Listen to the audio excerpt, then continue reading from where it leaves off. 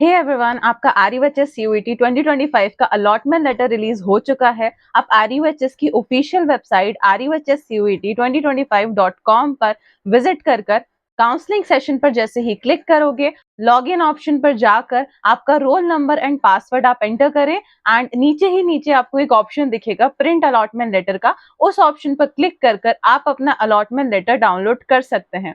कुछ इस तरह से आपको आपका अलॉटमेंट लेटर दिखाई देगा, जिसमें ऊपर ही ऊपर आपको प्रोविजनल अलॉटमेंट लेटर राउंड 1 ये लिखा हुआ दिखाई दे रहा होगा।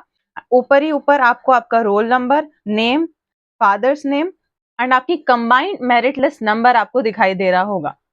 एंड यहाँ पर कोर्स सेक्शन में आपको कौन सा कोर्स अलॉट हुआ है वो आपको नजर आ रहा होगा। एंड नीचे राउंड 1 अलॉटेड कॉलेज में आपको जो भी कॉलेज अलॉट हुआ है वो कॉलेज आपको नजर आ रहा होगा।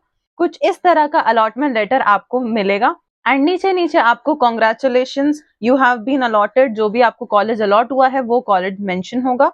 You are requested to take printout of this allotment letter and join your allotted college between 16th of July and 22nd of July, जो कि मैं ऑलरेडी आपको बता चुकी थी कि जैसे ही आपका अलॉटमेंट लेटर आएगा नेक्स्ट डे से ही आपको रिपोर्टिंग के लिए जाना है। 16th ऑफ जुलाई से लेकर 22nd ऑफ जुलाई तक आपका रिपोर्टिंग ड्यूरेशन है। तो आज आपका अलॉटमेंट लेटर आ चुका है, तो कल से आपको जो भी कॉलेज अलॉट हुआ है उस कॉलेज में आप कल से ही रिपोर्टिंग करवाने के लिए जा सकते हो। आपको इस अलॉटमेंट लेटर का प्रिंट आउट ले लेना है। आपको जो भी कॉलेज अलॉट हुआ है उस कॉलेज में 22nd ऑफ जुलाई से पहले तक चले जाना है।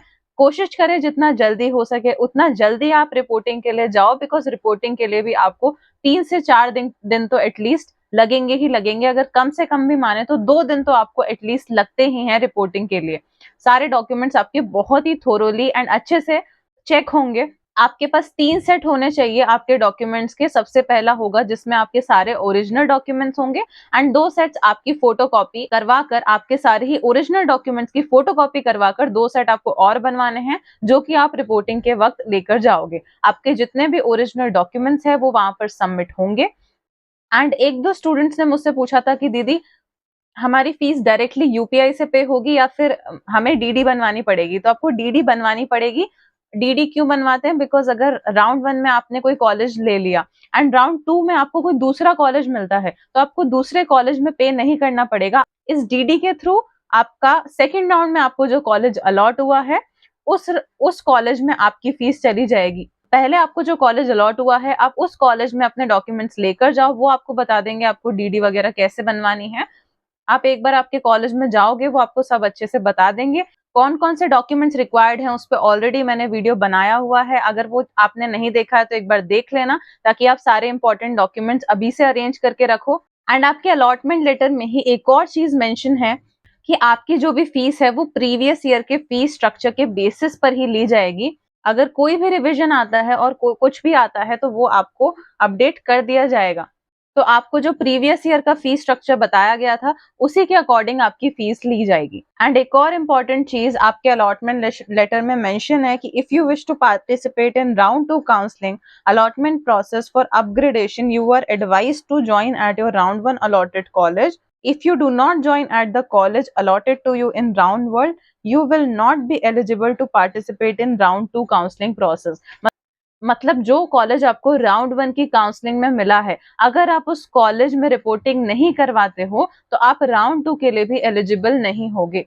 अगर आपको राउंड 1 में कोई कॉलेज मिला ही नहीं है तो ऑब्वियसली आपको राउंड 2 काउंसलिंग में भी पार्टिसिपेट करना है, ताकि राउंड 2 काउंसलिंग में आपको कोई ना कोई कॉलेज अलॉट हो जाए। पर अगर आपको जो कॉलेज अलॉट हुआ है राउंड 1 काउंसलिंग में, अगर आपको वो कॉलेज पसंद नहीं है और आप चाहते हो कि आप राउंड 2 काउंसलिंग के लिए अपीयर करो, तो भी आपको राउंड 1 में जो कॉलेज मिला है उसमें आपको रिपोर्टिंग करवानी पड़ेगी, तभी आप राउंड 2 के लिए एलिजिबल होगे।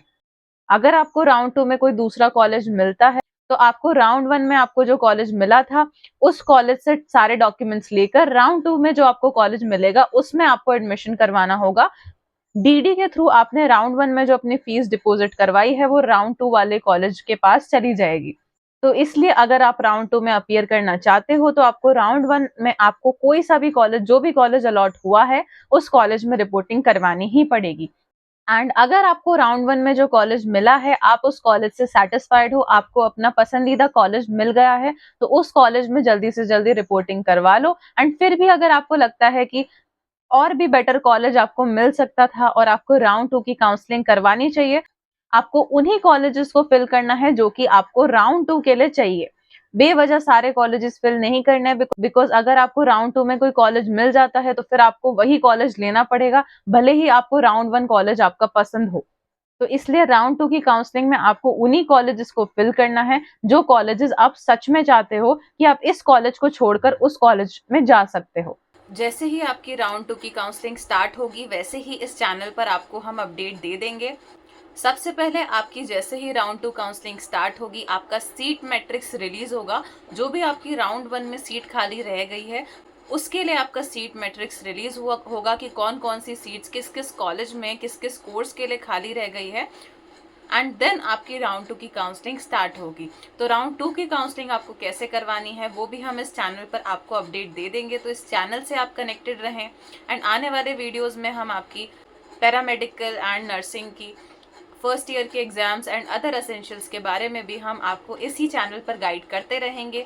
तो मेक श्योर आप इस चैनल से कनेक्टेड रहें, काफ़ी हेल्प होने वाली है इस चैनल के थ्रू आपकी। और कोई भी डाउट हो आपका, आप कमेंट्स में हमें ज़रूर बताएं। एंड आप हमारा टेलीग्राम चैनल ज्वाइन कर सकते हैं।